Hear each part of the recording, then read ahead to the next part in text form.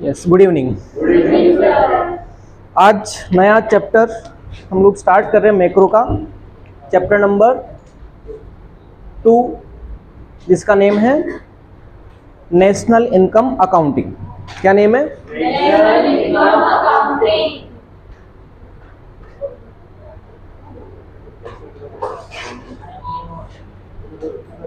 जिस तरह से माइक्रो का सेकंड चैप्टर इम्पोर्टेंट है, उसी तरह से मैक्रो का ये सेकंड चैप्टर भी इम्पोर्टेंट है। और प्रैक्टिकली है ये चैप्टर्स, कुछ इसमें थ्योरी भी है और बहुत सारे प्रैक्टिकल्स भी होंगे, है ना।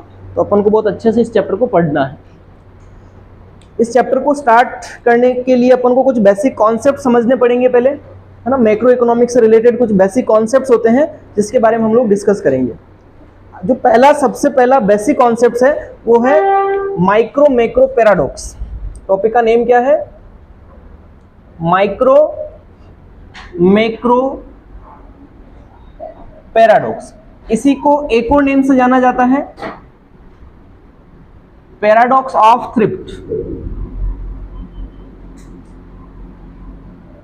ये हमारा टॉपिक है, माइक्रो मैक्रो पैराडॉक्स या पैराडॉक्स ऑफ थ्रिफ्ट। कभी सुना है इसके बारे में? मैक्रो माइक्रो या माइक्रो मैक्रो पैराडॉक्स एक ही बात है। Paradox of thrift. थ्रिफ्ट का मतलब यहां पर क्या होता है? थ्रिफ्ट का मतलब यहां पर होता है सेविंग। क्या होता है? सेविंग। और पैराडॉक्स का मतलब होता है विरोधाभास। हिंदी में इसको क्या बोला जाता है? विरोधाभास, विरोध करना किसी चीज का। अब ये माइक्रो और मैक्रो के अंदर कुछ कॉन्फ्लिक्ट्स हैं। कॉन्फ्लिक्ट्स का मतलब कुछ विवाद है। जो चीजें माइक्रो के पॉइंट ऑफ व्यू से सही होती है वो मैक्रो के पॉइंट ऑफ व्यू से सही नहीं होती है, बहुत सारी बात। और उसका एक एग्जाम्पल है सेविंग। कौन सा एग्जाम्पल है? सेविंग। अगर एक इंडिविजुअल पर्सन के पॉइंट ऑफ व्यू से हम बात करें, हम पैसा अर्न करते हैं, तो क्या सारा पैसा अर्न करने के बाद उसको उड़ा देना चाहिए या सेविंग करनी चाहिए? As a individual point of view ये चीज सही है। पैसा अर्न करते हैं तो हमें सेविंग भी करनी चाहिए, क्योंकि फ्यूचर में बहुत सारी अनसर्टेनिटीज होती है। हो सकता है कि हमारी फ्यूचर में जो इनकम आ रही है वो फ्यूचर में नहीं आए, तो हमारी सेविंग को हम क्या कर सकते हैं? आगे काम में ले सकते हैं। अगर हम पैसा बचाएंगे तो फ्यूचर में हमारी हेल्प होगी वो। लेकिन किसी चीज को अगर अपन बड़े लेवल पर सोचें, इंडिविजुअल है ये, इंडिविजुअल का मतलब माइक्रो का पार्ट है कि मैक्रो का?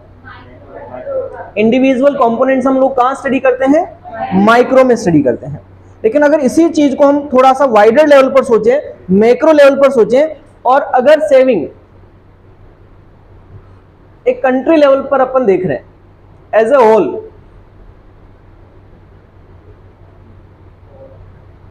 इसका मतलब अगर पूरे देश के लोग पैसा बचाने लग जाते, पैसा अर्न करते हैं और पैसा बचा लेते हैं, खर्च नहीं करते हैं, तो फिर क्या होगा? मार्केट में लोगों के धंधे बंद हो जाएंगे ना। अगर पैसा अर्न किया और उसको हम खर्च नहीं करेंगे तो मार्केट में खरीदारी करने नहीं जाएंगे, तो लोगों के धंधे चलेंगे क्या? नहीं चलेंगे ना। तो फिर हमारी वजह से अगर हम पैसा अर्न कर रहे हैं और उस पैसे को हम खर्च नहीं करेंगे तो फिर इकोनॉमी के अंदर प्रोडक्ट्स की डिमांड क्या हो जाती है? कम हो जाती है। जब डिमांड कम होती है तो प्रोड्यूसर्स एक्स्ट्रा प्रोडक्शन करेंगे क्या? नहीं करेंगे। भाई माल बिक ही नहीं रहा बाजार में, तो बना के क्या करेंगे? जब प्रोडक्शन स्टॉप हो जाएगा तो एम्प्लॉयमेंट पर क्या इफेक्ट पड़ेगा?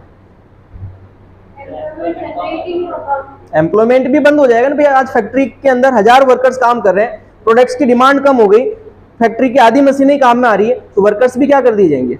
आधे कर दिए जाएंगे, यानी आधे लोग अनएम्प्लॉयड हो गए। जब लोगों के पास एम्प्लॉयमेंट नहीं है, अनएम्प्लॉयड हो गए, तो उनकी इनकम बढ़ी कि कम हुई है? इनकम कम हो गई है। और इनकम कम होने पर और वो ज्यादा डिमांड करेंगे कि कम डिमांड करेंगे? डिमांड कम ही करेंगे ना। पहले वो डिमांड नहीं कर रहे और अब उनके पास रोजगार नहीं है, अनएम्प्लॉयड है, और ऐसी कंडीशन में उनके पास इनकम के सोर्सेज खत्म हो गए, तो मार्केट में और डिमांड क्या हो जाएगी? कम हो जाएगी। और इस तरह से डिमांड कम होती जाएगी तो एक सिचुएशन आएगी जिसको हम डिप्रेशन बोलते हैं। क्या बोलते हैं? डिप्रेशन। इकोनॉमी में क्या आ जाएगा? डिप्रेशन आ जाएगा। डिप्रेशन क्यों आएगा? क्योंकि जब मार्केट में किसी चीज की डिमांड नहीं होती है, मंदी जिसको बोलते हैं, मंदी आ जाएगी। क्यों आ गई? क्योंकि लोगों के पास इनकम नहीं है, इनकम के सोर्सेज खत्म हो गए, इस वजह से अब मार्केट में डिमांड भी खत्म हो गई है। इस वजह से ये चीज अच्छी हुई इकोनॉमी के पॉइंट ऑफ व्यू से या बुरी हुई है? बुरी हुई है। इसका मतलब इंडिविजुअल लेवल पर अगर अपन सोचेंगे तो सेविंग अच्छी है, लेकिन अगर इसको अपन मैक्रो लेवल पर या एज ए होल सोचते हैं तो सेविंग अच्छी नहीं होती है। तो सेविंग का यही कॉन्सेप्ट है, माइक्रो और मैक्रो पैराडॉक्स। ये माइक्रो के पॉइंट ऑफ व्यू से देख रहे हैं अपन, और इसको मैक्रो के पॉइंट ऑफ व्यू से अपन देख रहे हैं। माइक्रो के पॉइंट ऑफ व्यू से सेविंग को क्या माना जाता है? क्या माना जाता है? वर्च्यू माना जाता है। और मैक्रो के पॉइंट ऑफ व्यू से सेविंग को क्या माना जाता है? वाइस माना जाता है। तो सेविंग इज वर्च्यू और vice, it depend upon the economic system. If it is in micro economics then saving is virtue. Virtue मतलब अच्छा होता है। और अगर हम सेविंग को मैक्रो के पॉइंट ऑफ व्यू से देख रहे हैं, मैक्रो के कॉन्टेक्स्ट में देखते हैं, तो सेविंग क्या होगा? वाइस होगा। वाइस का मतलब ऐसे पाप होता है। एक गेम आता था वाइस सिटी, अभी भी आता है क्या? तो वाइस सिटी में क्या होता है? वाइस सिटी का मतलब पाप की सिटी। वहां पर जो गेम चलाता है, खेलता है, वो लोगों को मारता है इधर उधर से, है ना, पुलिस वालों को मार देता है, फिर पुलिस उस पर पकड़ने आती है। तो एक तरह से वो क्या कर रहा है? पाप कर रहा है। तो यहां पर सेविंग वाइस है, इसका मतलब सेविंग अच्छी नहीं। पाप का मतलब जो चीजें अच्छी नहीं होती उसको हम वाइस बोलते हैं, है ना। तो सेविंग मैक्रो के हिसाब से वाइस है और मैक्रो के हिसाब से माइक्रो के हिसाब से क्या है? वर्च्यू है। इन दोनों में क्या है? पैराडॉक्स है, एक दूसरे के अगेंस्ट है। इसके हिसाब से सोचेंगे तो सही है, इसके हिसाब से सोचेंगे तो सही नहीं है। और इसी कॉन्सेप्ट को माइक्रो मैक्रो पैराडॉक्स कहा जाता है। तो माइक्रो मैक्रो पैराडॉक्स में क्या लिखना अपन को? तो it is a situation where if anything is good in the micro context then it is not necessary that it is also good in macro context. और इसका एग्जाम्पल क्या है? सेविंग है। सेविंग को अपन माइक्रो के पॉइंट ऑफ व्यू से सोच रहे हैं तो वो वर्च्यू है, लेकिन मैक्रो के पॉइंट ऑफ व्यू से सोचेंगे तो वो वाइस माना जाएगा। कुछ चीज समझ में आई क्या कहा अपन ने? तो इस कॉन्सेप्ट का नाम क्या है? माइक्रो मैक्रो पैराडॉक्स या पैराडॉक्स ऑफ थ्रिफ्ट। बोर्ड में इसका क्वेश्चन आया हुआ है, explain the paradox of thrift, पूछा हुआ बोर्ड के अंदर ही क्वेश्चन। तो पैराडॉक्स ऑफ थ्रिफ्ट का कॉन्सेप्ट समझ में आ गया क्या है? कि जो चीजें माइक्रो के पॉइंट ऑफ व्यू से सही होती है, जरूरी नहीं है कि मैक्रो के पॉइंट ऑफ व्यू से भी सही हो। और उसका एग्जाम्पल आपको क्या लेना है? सेविंग लेना है। तो इस तरह से आप इसको अपनी नोटबुक में नोट कर लो। आपको जब नोट्स मिलेंगे तो उसमें पैराग्राफ में आंसर मिलेगा, ये चीजें नहीं मिलेगी। ठीक है, बिल्कुल।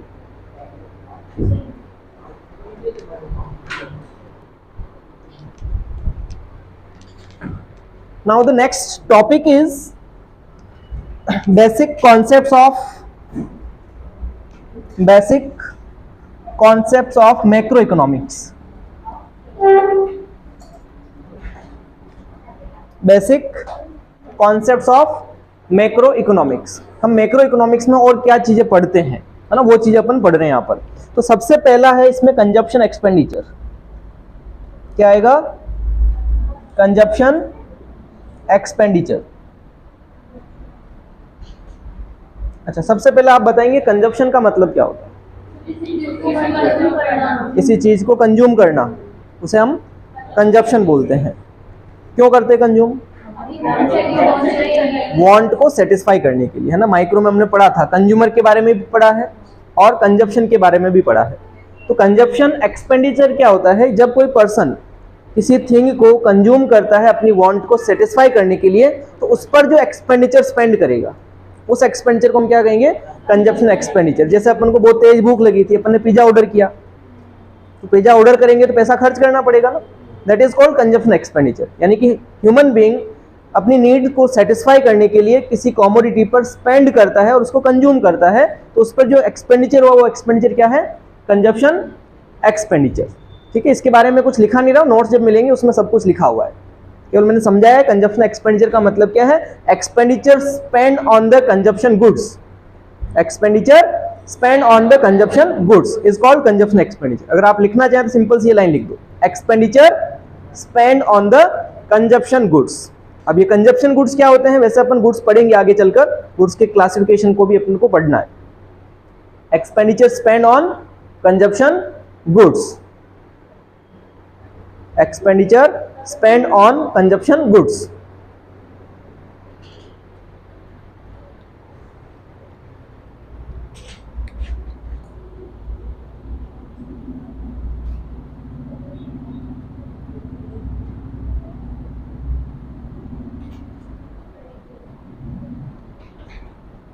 Second concept is investment expenditure.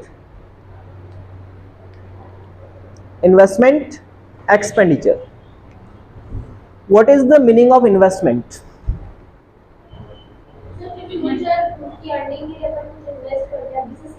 Yes, if a producer purchase that things which generate future earnings, like if a producer purchase plant and machinery, buildings, land which generates future profits are called investment expenditure. तो investment expenditure जो person करता है ना वो generally producer होता है। कौन होता है? प्रोड्यूसर होता है जो फ्यूचर में कुछ अर्न करने के लिए पैसा इन्वेस्ट करता है। इन्वेस्टमेंट को भी हम दो कैटेगरी में क्लासिफाई कर सकते हैं, एक होता है फिक्स्ड इन्वेस्टमेंट, एक होता है इन्वेंट्री इन्वेस्टमेंट। फिक्स्ड इन्वेस्टमेंट मतलब जो फिक्स्ड एसेट्स होती है, land, building, plant, machine, furniture, ये सब हमारी क्या है? फिक्स्ड एसेट्स है। तो एक अकाउंटिंग ईयर के अंदर एक प्रोड्यूसर कितना इन्वेस्टमेंट कर रहा है इन थिंग्स के अंदर, कितनी प्लांट एंड मशीनरी उसने एडिशनल परचेज करी है, कितना उसने फर्नीचर परचेज किया है, कितनी उसने बिल्डिंग्स परचेज करी है, कितनी उसने लैंड परचेज करी है। एक अकाउंटिंग ईयर में जितना भी चेंज आता है ना, प्रीवियस ईयर में भी उसके पास कुछ एसेट्स रही होगी, उसने करंट ईयर में कुछ और परचेज कर ली, तो उसका एडिशन हो गया ना, पहले के कंपैरिजन में उसकी एसेट्स इंक्रीज हो गई है। तो ये उसका क्या है? कैपिटल फॉर्मेशन है। एक साल में कितना चेंज आ रहा है उसको क्या बोला जाता है? Capital formation. बिजनेस के अंदर जो भी हम पैसा इन्वेस्ट करते हैं वो बिजनेस की कैपिटल मानी जाती है ना।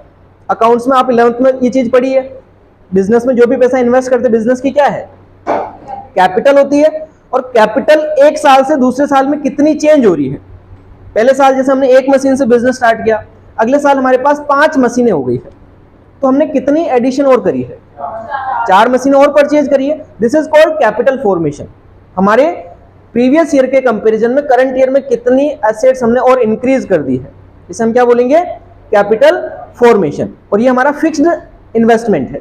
तो इन्वेस्टमेंट की पहली कैटेगरी क्या है? फिक्स्ड इन्वेस्टमेंट, जो फिक्स्ड नेचर के होते हैं, प्लांट, मशीन, बिल्डिंग, ये सब कुछ फिक्स्ड इन्वेस्टमेंट है। दूसरा इन्वेस्टमेंट होगा इन्वेंट्री इन्वेस्टमेंट। इन्वेंट्री का मतलब स्टॉक होता है। बिजनेस में ट्रेडिंग पर्पज के लिए जो गुड्स होते हैं उसको हम स्टॉक बोलते हैं।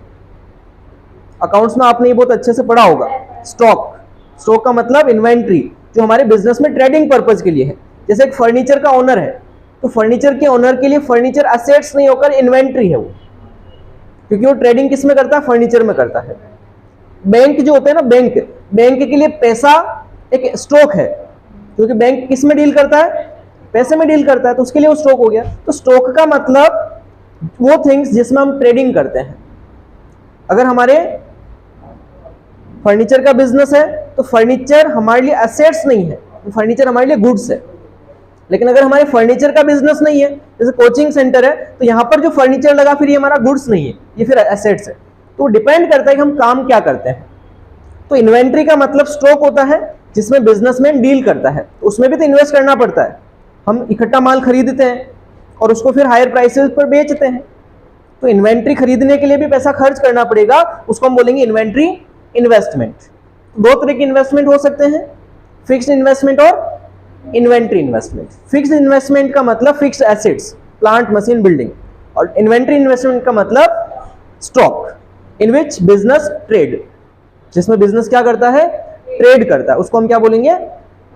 Inventory investment. तो इसके 2 पॉइंट आप लिख लीजिए। फर्स्ट, फिक्स्ड इन्वेस्टमेंट,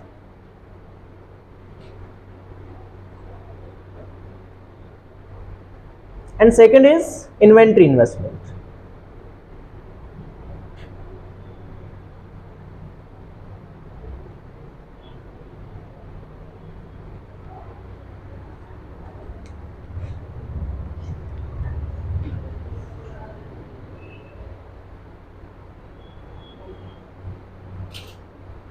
हो गया।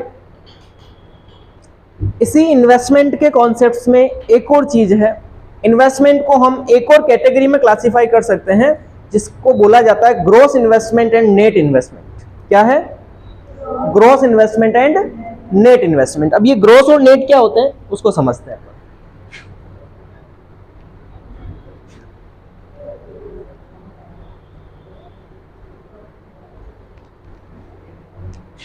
कौन सा इन्वेस्टमेंट है?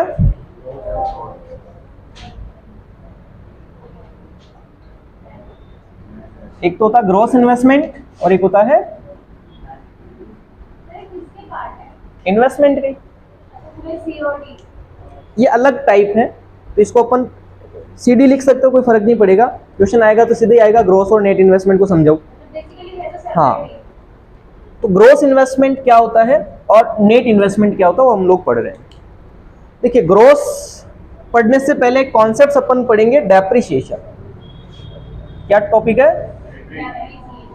पढ़ा हुआ है ना 11th क्लास में बहुत अच्छे से। डेप्रिसिएशन क्या होता है? डेप्रिसिएशन जब हम फिक्स्ड एसेट्स को यूज करते हैं तो उनके यूज करने पर उसकी वैल्यू में फॉल आता है, वैल्यू कम हो जाती है, उसी को हम डेप्रिसिएशन का नाम देते हैं, है ना। डेप्रिसिएशन को वियर एंड टियर एक्सपेंडिचर भी बोल सकते हैं, है ना। इसी को हमारे इकोनॉमिक्स की टर्म्स में एक और नाम से जाना जाता है, कंजप्शन ऑफ फिक्स्ड कैपिटल। क्या बोलेंगे इसको? Consumption of fixed capital. ये भी डेप्रिसिएशन ही है। इसके अलावा इसको रिप्लेसमेंट कॉस्ट भी कहा जाता है। डेप्रिसिएशन को और किस नाम से जानते हैं? Replacement cost. तो डेप्रिसिएशन के कुछ अदर नेम हैं, वो आपको ध्यान में रखने हैं। एक तो इसका नाम है कंजप्शन ऑफ फिक्स्ड कैपिटल, एक इसका नाम है रिप्लेसमेंट कॉस्ट। ठीक है, ये हमारी डेप्रिसिएशन है। और डेप्रिसिएशन लगता क्यों है? तो इसके बहुत सारे रीजन हैं, जैसे कि नॉर्मल वियर एंड टियर होता है, ऑब्सोलेसेंस होता है, इसके अलावा बाय पासिंग ऑफ टाइम होता है, न्यू टेक्नोलॉजी हो सकती है, पुरानी टेक्नोलॉजी हो जाएगी तो उसकी वैल्यू डाउन हो जाएगी, और कंटिन्यूसली यूज भी होता है। हम किसी चीज को कंटिन्यू यूज करते जाते हैं तो उसकी वैल्यू में डाउनफॉल आता है। तो ये सब इसके रीजन है डेप्रिसिएशन के। हम लोग डेप्रिसिएशन के कॉन्सेप्ट्स को यहाँ पर क्यों पढ़ रहे हैं? क्योंकि जब हम इन्वेस्टमेंट करते हैं तो हमारा इन्वेस्टमेंट फिक्स एसेट्स में भी होता है, और फिक्स एसेट्स को हम बिजनेस में क्या करते हैं? यूज करते हैं, और उनके कंटिन्यू यूज के कारण उनकी वैल्यू क्या होती है? डिक्रीज हो जाती है। तो अगर हम विदाउट डेप्रिसिएशन लगाए अगर इन्वेस्टमेंट की बात करेंगे तो इन्वेस्टमेंट ग्रोस इन्वेस्टमेंट होगा। कौन सा इन्वेस्टमेंट होगा? Gross investment. यानी कि हमने फिक्स एसेट्स बिजनेस में लगा रखी है और उस पर अब तक हमने डेप्रिसिएशन हटाया नहीं है। इसका मतलब उसमें डेप्रिसिएशन की वैल्यू अभी तक जुड़ी हुई है, माइनस नहीं किया अपन ने, तो उस इन्वेस्टमेंट को क्या बोला जाएगा? Gross investment. इसका मतलब इसमें डेप्रिसिएशन इंक्लूसिव है कि एक्सक्लूसिव है? इंक्लूसिव मतलब जुड़ा हुआ है, एक्सक्लूसिव का मतलब हटा हुआ है। तो ग्रोस के कॉन्सेप्ट्स के अंदर डेप्रिसिएशन क्या है? इंक्लूसिव है।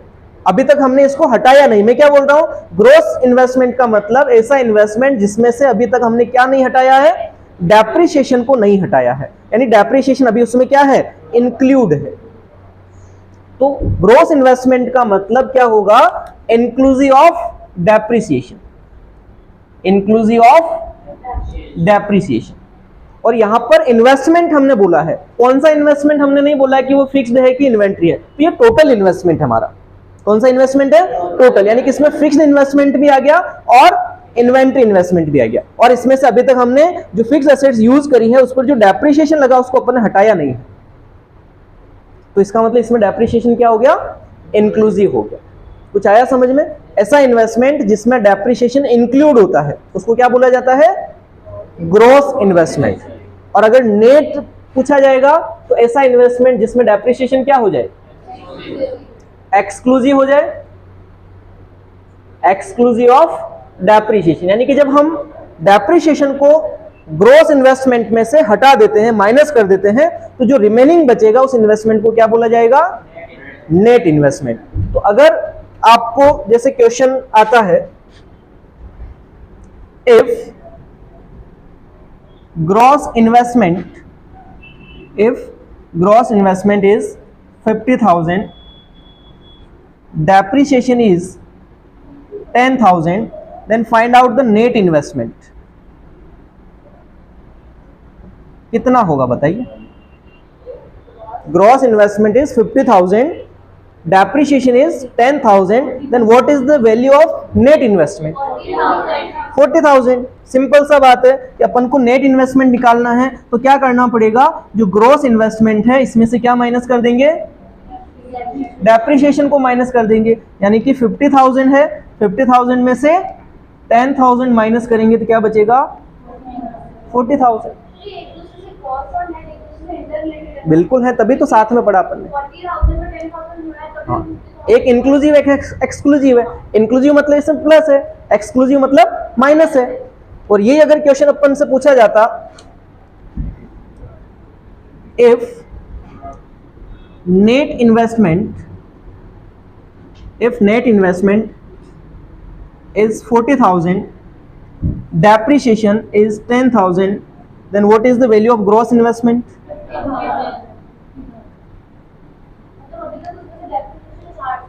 हाँ, नेट में चार्ज हो चुका है और ग्रोस पे जाना तो वापस उसको प्लस करना पड़ेगा। यहां हमने पढ़ा था ग्रोस इन्वेस्टमेंट 50,000 है, इसका मतलब ग्रोस है तो इसमें डेप्रिसिएशन जुड़ा हुआ है। और अपन से पूछा क्या, नेट क्या होगा, तो अपन क्या कर रहे हैं, ग्रोस में से डेप्रिसिएशन को हटा रहे हैं, तो हमारे पास क्या आ रहा है, नेट इन्वेस्टमेंट आ रहा है। यहां पर हमें उल्टा दिया है, नेट दे दिया। नेट दे दिया मतलब नेट में तो एक्सक्लूसिव होता है ना, एक्सक्लूसिव का मतलब इसमें से डेप्रिसिएशन हट चुका है, इसका मतलब इसमें डेप्रिसिएशन जुड़ा हुआ ही नहीं। तो अपन को ग्रोस पे जाना है, तो ग्रोस पे जाने के लिए डेप्रिसिएशन को क्या करना पड़ेगा, वापस ऐड करना पड़ेगा। इस वजह से अपन ग्रोस इन्वेस्टमेंट जब इसमें कैलकुलेट करेंगे तो क्या करेंगे, 40,000 क्या है, नेट इन्वेस्टमेंट, और डेप्रिसिएशन कितना है, 10,000। तो हम इसको क्या करेंगे, प्लस करेंगे, तो हमारा आंसर आ जाएगा 50,000। कुछ आया समझ में, ग्रोस और नेट। तो अगर अपन यहाँ पर सीधा सा मैं इसको बताऊं, ग्रोस इन्वेस्टमेंट है तो आपको अगर नेट दे रखा है, क्या दे रखा है, नेट इन्वेस्टमेंट, तो आप इसमें क्या कर दो, प्लस डेप्रिसिएशन कर दो। नेट इन्वेस्टमेंट में जब डेप्रिसिएशन को प्लस करेंगे तो क्या आएगा, ग्रोस इन्वेस्टमेंट। और अगर इसमें अपन को इधर दे रखा ग्रोस इन्वेस्टमेंट और नेट निकालना है तो क्या करना पड़ेगा, प्लस कौन बोल रहा है भाई, माइनस डेप्रिसिएशन। नेट दे रखा है, ग्रोस पे जाएंगे तो डेप्रिसिएशन को जोड़ना पड़ेगा क्योंकि यहां लिखा है इंक्लूसिव। यहां हमने ग्रोस दे रखा है और नेट पर जाना तो हमने क्या लिखा हुआ है, एक्सक्लूसिव। एक्सक्लूसिव का मतलब हटाना होता है, एक्सक्लूड करना है ना, इसको हमने क्या एक्सक्लूड कर दिया, डेप्रिसिएशन को एक्सक्लूड कर दिया। कुछ आया समझ में, ग्रोस मतलब प्लस डेप्रिसिएशन, नेट मतलब माइनस डेप्रिसिएशन। छापो।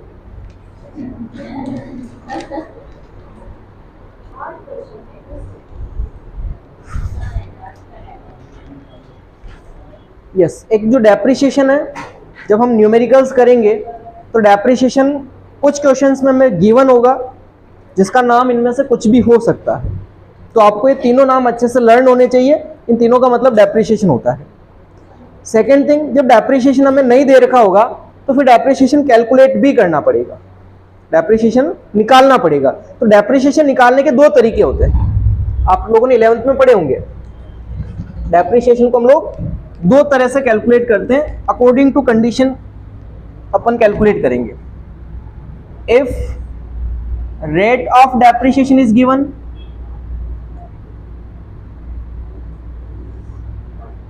पहली कंडीशन क्या है, if rate of depreciation is given.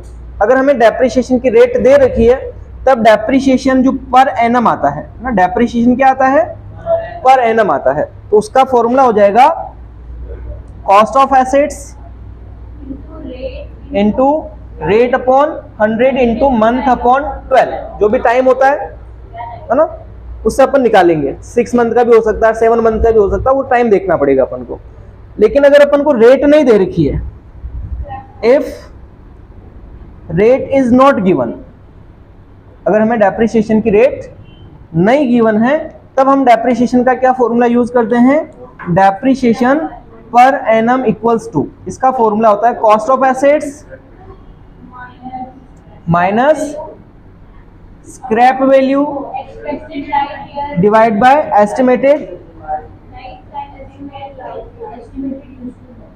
Estimated useful life. Scrap value को रेसिडुअल वैल्यू भी बोला जा सकता है, रेसिडुअल वैल्यू। हाँ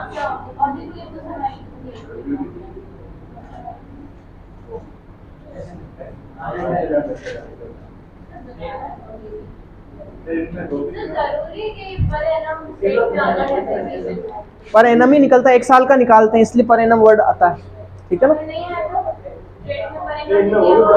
रेट देखना ही नहीं ना अपन को, तो डेप्रिसिएशन जो निकलता है 1 साल का निकलता है, एनुअली निकलता है, इसलिए अपन पर एनम लिख रहे हैं, 1 साल का डेप्रिसिएशन है, ठीक है ना। अपने को हाँ हाँ अपने को 1 साल का ही निकालना है, 1 साल के हिसाब से चल रहा है, इसलिए पर एनम लिख रहे हैं। नहीं, बस अपने को सिंपल से असेट्स की वैल्यू दे रखी होती है, तो जिससे अपन रेट से मल्टीप्लाई करके उसका आंसर निकाल सकते हैं। अगर टाइम नहीं दे रखा तो टाइम को हटा देंगे अपन, सीधा रेट अपॉन 100 हो जाएगा। और अगर असेट्स की वैल्यू, उसकी रेसिडुअल वैल्यू या स्क्रैप वैल्यू गिवन है और उसकी एस्टिमेटेड लाइफ दे रखी है, तब अपन इस वाले फॉर्मूले को यूज करेंगे और जो डेप्रिसिएशन आएगा वो हमारे ग्रॉस और नेट के कॉन्सेप्ट में काम आएगा, ठीक है। तो ये कुछ क्वेश्चंस में आपको ऐसा करना पड़ेगा, कुछ में नहीं करना पड़ेगा, क्योंकि कुछ में सीधा डेप्रिसिएशन गिवन होता है। मोस्ट ऑफ क्वेश्चंस जो आएंगे उसमें डेप्रिसिएशन सीधा गिवन होता है, लेकिन कुछ में नहीं दे रखा होगा तो फिर इनमें से जो भी फॉर्मूला सुटेबल होगा, अगर हमें रेट गिवन है तो ये फॉर्मूला लगाना है, रेट नहीं गिवन है तो फिर ये इन्फॉर्मेशन होगी, ये फॉर्मूला लगाएंगे, उससे हम डेप्रिसिएशन कैलकुलेट करेंगे। फिर ग्रोस निकालना है तो नेट प्लस डेप्रिसिएशन, और अगर नेट निकालना है तो ग्रोस माइनस डेप्रिसिएशन हो जाएगा। इसी का स्क्रैप वैल्यू का दूसरा नाम है, इसको रेसिडुअल वैल्यू भी बोल सकते हैं और नेट रियलाइजेबल वैल्यू भी बोल सकते हैं, ठीक है ना। तो आज की क्लास को अपन यहीं कंक्लूड करेंगे, कल कुछ और बेसिक कॉन्सेप्ट्स पढ़ेंगे। इस चैप्टर के अंदर अपन को पहले सारे बेसिक कॉन्सेप्ट्स पढ़ने हैं, उसके बाद फिर न्यूमेरिकल पाएंगे तो अपन समझ पाएंगे कि एक्चुअल में न्यूमेरिकल कैसे सोल्व होगा।